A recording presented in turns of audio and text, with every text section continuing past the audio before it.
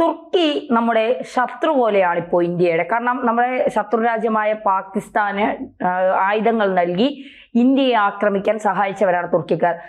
ഈ തുർക്കിക്കെതിരെ ഇന്ത്യക്ക് വേണ്ടി ഇസ്രായേൽ ഇറങ്ങുന്നു എന്നാണ് ചില റിപ്പോർട്ടുകൾ വരുന്നത്. അതെങ്ങനെ കാണണം? ശരിക്കും പറഞ്ഞാൽ ഈ തുർക്കി എന്ന് പറയുന്നത് പ്രത്യക്ഷമായി തന്നെ ഇന്ത്യയെ എതിർത്തുകൊണ്ട് പാകിസ്ഥാനെ സപ്പോർട്ട് ചെയ്ത രാജ്യമാണ്. അതായത് ലോക മുസ്ലിങ്ങളുടെ തലപ്പത്തേക്ക് ഞങ്ങൾ വരണമെന്ന് ആഗ്രഹിച്ചുകൊണ്ട് ഒരു മുസ്ലിം രാജ്യമായതുകൊണ്ട് മാത്രം പാകിസ്ഥാനെ സപ്പോർട്ട് ചെയ്ത് വന്ന രാജ്യം തുർക്കി.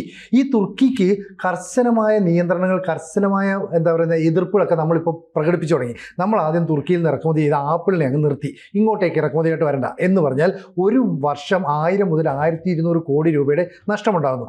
അതിനുശേഷം ഇന്ത്യയിൽ നിന്ന് സിനിമ മേഖല മൊത്തമായിട്ട് പോകുന്ന ഈ തുർക്കി ഇസ്താംബൂൾ മേഖലയിലൊക്കെയാണ്. കാരണം മനോഹരമായ ലൊക്കേഷൻ ഉൾപ്പെടെയുള്ള സ്ഥലങ്ങളുണ്ട്. ഇവിടുന്ന് ആരും ഇനി ഷൂട്ടിംഗ് പോകുന്നില്ല എന്ന് നമ്മുടെ സിനിമ ഇൻഡസ്ട്രിയിൽ നിന്ന് ഒരു തീരുമാനം വരുന്നു. അത് കഴിഞ്ഞിട്ട് ഇവിടുന്ന് വൻതോതിൽ ആളുകൾ യൂറോപ്പിലേക്ക് ടൂറിസത്തിനായിട്ട് പോകുമ്പോൾ ആദ്യം ചെല്ലുന്നത് തുർക്കിയിലാണ്. അത് കഴിഞ്ഞിട്ടാണ് മറ്റ് യൂറോപ്യൻ രാജ്യങ്ങളിലേക്ക് പോകുന്നത്. അപ്പം നമ്മൾ ബുക്ക് ചെയ്ത മുഴുവൻ ടൂറിസ്റ്റുകൾ പറയുന്നത് ഇനി ഞങ്ങൾ അങ്ങോട്ടേക്ക് വരുന്നില്ല. അങ്ങനെ മൊത്തത്തിൽ നമ്മൾ തുർക്കിക്കെതിരായിട്ടുള്ള ഒരു നിലപാട് സ്വീകരിക്കുന്നു. ഈ തുർക്കി തന്നെയാണ് അർമേനിയ എന്ന് പറയുന്ന രാജ്യത്തെ ബുദ്ധിമുട്ടിക്കുന്നത്, അല്ലെങ്കിൽ അവരെ എതിർക്കുന്നത്. അർമേനിയ എന്ന് പറയുന്നത് 99% ക്രിസ്ത്യാനികളുള്ള ഒരു രാജ്യമാണ്. ഈ അർമേനിയക്കെതിരെ ഇടയ്ക്കിടയ്ക്ക് തുർക്കി ആക്രമണം നടത്തും, അവരെ ഉപദ്രവിക്കും. അങ്ങനെ സഹികെട്ട് അർമേനിയ നമ്മുടെ രാജ്യത്തേക്ക് വരികയും നമ്മുടെ കുറച്ച് തദ്ദേശീയമായി നിർമ്മിച്ച ആയുധങ്ങൾ വാങ്ങുകയും ചെയ്തു. അങ്ങനെ അർമേനിയക്ക് നമ്മുടെ ഈ ആയുധങ്ങളൊക്കെ സഹായത്തിന് കൊടുത്തു. അപ്പോൾ അർമേനിയ എന്ന് പറയുന്ന ഒരു ക്രൈസ്തവ രാജ്യമാണ്. അത്തരത്തിലുള്ള ക്രൈസ്തവ രാജ്യം ഇന്ത്യയുടെ അടുത്ത് വലിയ പിന്തുണ ആഗ്രഹിച്ചപ്പോൾ ഇന്ത്യ കൂടുതലായിട്ട് ആയുധങ്ങൾ കൊടുത്തു. കാരണം പാകിസ്ഥാന് ഡ്രോണുകൾ നൽകിയത് മുഴുവൻ ഈ തുർക്കിയാണ്. ഈ തുർക്കിയുടെ ആയുധങ്ങൾ മുഴുവൻ കൊള്ളില്ല, അല്ലെങ്കിൽ നമുക്ക് പ്രതിരോധിക്കാൻ കഴിയുന്നതാണെന്ന് ലോകത്തിന് മുന്നിൽ ഇന്ത്യ കാണിച്ചു. എന്ന് പറഞ്ഞാൽ ഒരു യഥാർത്ഥ യുദ്ധമുഖത്ത് തുർക്കിയുടെ ആയുധങ്ങൾ ഫലപ്രദമല്ല എന്ന് നമ്മൾ പ്രൂവ് ചെയ്തു. അപ്പോൾ തുർക്കിക്ക് അതൊരു വലിയ തിരിച്ചടിയാണ്. ഒപ്പം തന്നെ അർമേനിയക്ക് നമ്മൾ കുറച്ച് ആയുധങ്ങൾ കൂടുതലായിട്ട് കൊടുക്കാമെന്ന് പറഞ്ഞു. അപ്പോൾ ആകാശം ഉൾപ്പെടെയുള്ള പ്രതിരോധ മിസൈലുകൾ നമ്മൾ അവർക്ക് കൊടുക്കുമ്പോൾ ശരിക്കും ഇവർ ഒറ്റപ്പെടും. ഇതിനിടയിലാണ് ഇസ്രായേലിൻ്റെ ഒരു രംഗപ്രവേശം. കാരണം നമ്മൾ പാകിസ്ഥാനെ ആക്രമിച്ച സമയത്ത് സാറ്റലൈറ്റ് ചിത്രങ്ങൾ ഉൾപ്പെടെ നമ്മുടെ സേനാ മേധാവികൾ പുറത്തുവിട്ടു. അതാണ് നമ്മൾ പിന്നീട് വാർത്താ സമ്മേളനത്തിലൂടെ കിട്ടിയപ്പോൾ പറഞ്ഞത്. അല്ലാതെ നമ്മൾ അതിന് മുമ്പ് അറിഞ്ഞിട്ടൊന്നുമില്ലല്ലോ.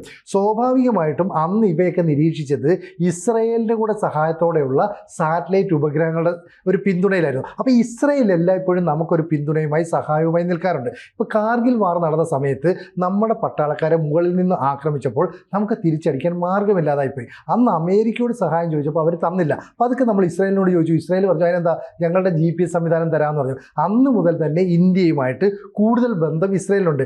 ഇത് ശരിക്കും പറഞ്ഞാൽ പ്രധാനമന്ത്രിയായിട്ട് നരേന്ദ്രമോദി വന്നതിന് ശേഷം നെതന്യാഹുമായിട്ടുള്ള അടുപ്പം കൂടുതലായിട്ടുണ്ട്. അപ്പോൾ നേരത്തെ തന്നെ ഇന്ത്യക്കെതിരെ ചില രാജ്യങ്ങൾ ഭീഷണി മുഴക്കിയപ്പോൾ അന്ന് ആദ്യം രംഗത്ത് വന്നത് ഇസ്രായേലാണ്. എന്നിട്ട് പറഞ്ഞു, ഏതെങ്കിലും രാജ്യം ഇസ്രായേലിനെതിരെ ഇന്ത്യക്കെതിരെ ആക്രമണം നടത്തുകയോ യുദ്ധഭീഷണി മുഴക്കുകയോ ചെയ്താൽ ഞങ്ങൾക്ക് നേരെയുള്ള യുദ്ധഭീഷണിയാണെന്ന് ഞങ്ങൾ കരുതും എന്ന് പറഞ്ഞാൽ നിങ്ങളെ ആക്രമിക്കും. അപ്പോൾ ഇസ്രായേൽ ഈ പറയുന്ന അസർബൈജാൻ്റെയും തുർക്കിയുടെയും ഒക്കെ ഭീഷണി നേരിടുന്ന അർമേനിയ എന്ന് പറയുന്ന രാജ്യത്തെ സഹായിക്കുന്നുണ്ട്. ഇതേ അർമേനിയക്കാണ് നമ്മൾ ആയുധം കൊടുക്കുന്നത്. അപ്പം ഇന്ത്യയും ഇസ്രായേലും അർമേനിയയും തമ്മിൽ ഒരു രഹസ്യമായ ബന്ധം ഉരുത്തിരിഞ്ഞു വരുന്ന മനസ്സിലായിട്ടുണ്ട്. തീർച്ചയായിട്ടും ഇസ്രായേലിന് ഇന്ത്യയോട് വല്ലാത്തൊരു സ്നേഹം കൂടുതലാണ്. അവരുടെ പാഠ്യപുസ്തകത്തിൽ തന്നെ ഇന്ത്യയെക്കുറിച്ച് പ്രതിപാദിക്കുന്നു എന്നൊക്കെയാണ് പറയുന്നത്. മാത്രമല്ല ജൂതന്മാർക്ക് ഏറ്റവും കൂടുതൽ സ്വീകാര്യത കിട്ടിയതും ഇന്ത്യയിലാണ്. അവർ സ്വാതന്ത്ര്യത്തോടെ ജീവിച്ചതും പിന്നെ ഇവിടെ നിന്ന് തിരിച്ചു പോകുന്നത് വരെ സ്വാതന്ത്ര്യത്തോടുകൂടി കഴിഞ്ഞതും ഒക്കെ ഇന്ത്യയിലാണ്. ഇന്ത്യയിലേക്ക് വരാൻ അവർക്ക് ഭയങ്കര ഇഷ്ടവും കൂടിയാണ്. അവരെ ഇരു കൈയും നീട്ടി ഇന്ത്യക്കാർ സ്വീകരിക്കുമെന്നുള്ളതാണ്.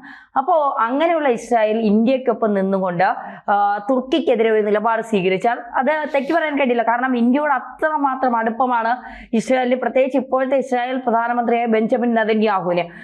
നമ്മളും ഒരുപാട് സഹായങ്ങൾ ഇസ്രായേലിന് വേണ്ടി ചെയ്തിട്ടുണ്ട്. അതുപോലെ തന്നെയാണ് ഇസ്രായേൽ നമുക്കും. ഇപ്പോൾ സിനിജി പറഞ്ഞതുപോലെ ഒരു യുദ്ധമുണ്ടായാൽ നിങ്ങൾ എൻ്റെ സഹോദര രാജ്യത്തോടാണ് യുദ്ധം ചെയ്യുന്നത്, അങ്ങനെയാണെങ്കിൽ ഞാനും നിങ്ങളോട് യുദ്ധം ചെയ്യാൻ മടിക്കില്ല എന്ന ഒരു നിലപാട് പ്രത്യക്ഷത്തിലെടുത്ത ഒരേ ഒരു രാജ്യം ഇസ്രായേൽ മാത്രമാണ്. ബാക്കിയുള്ളവരെല്ലാം യുദ്ധം ഉണ്ടാകണ്ട, യുദ്ധം ഒന്നിനും പരിഹാരമല്ല എന്നൊക്കെ പറഞ്ഞ അഴകൊഴിഞ്ഞ നിലപാടെടുത്തപ്പോഴും ഇസ്രായേൽ ഇന്ത്യക്കൊപ്പം കട്ടയ്ക്ക് നിന്ന ഒരു നിലപാടാണ് നമ്മൾ കണ്ടത് എന്നുള്ളത്. അതുകൊണ്ട് തന്നെ തുർക്കി നമ്മളോട് ഇത്തരം ഒരു ചെറ്റത്തരം കാണിക്കുമ്പോൾ, അല്ലെങ്കിൽ കാണിച്ചുകൊണ്ടിരിക്കുമ്പോൾ തുർക്കിക്ക് ഇന്ത്യ പണി കൊടുക്കുന്നതിനോടൊപ്പം ഇസ്രായേലും പണി കൊടുക്കും എന്നുള്ള കാര്യത്തിൽ സംശയം വേണ്ട.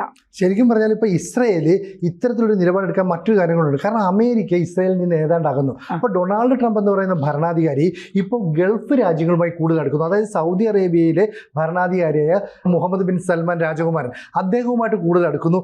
മാത്രമല്ല തുർക്കിയുടെ ചില പിന്തുണയോടുകൂടി അവർ ഈ പറയുന്ന യമനുമായിട്ട്, ഒമാനുമായിട്ട് തുടങ്ങി കുറേ രാജ്യങ്ങളുമായിട്ട് അവർ കൂടുതൽ അടുത്തടുത്ത് വരുന്നുണ്ട്. മാത്രമല്ല നമ്മൾ നമ്മൾ പ്രതീക്ഷിക്കാത്ത തരത്തിലുള്ള അറബ് രാജ്യങ്ങളുമായിട്ടുള്ള ബന്ധം, കൂട്ടുകെട്ട് ഇതൊക്കെ ഡെവലപ്പ് ചെയ്യുന്നു. ഇതൊക്കെ തന്നെ ഇസ്രയേലിനെതിരായിട്ടുള്ള ഒരു നിലപാടാണ്. കാരണം ഹമാസിനെ എപ്പോഴും പിന്തുണയ്ക്കുന്ന ആരാ? അറബ് രാജ്യങ്ങൾ, പ്രത്യേകിച്ച് മുസ്ലിം രാജ്യങ്ങളായിരുന്നു.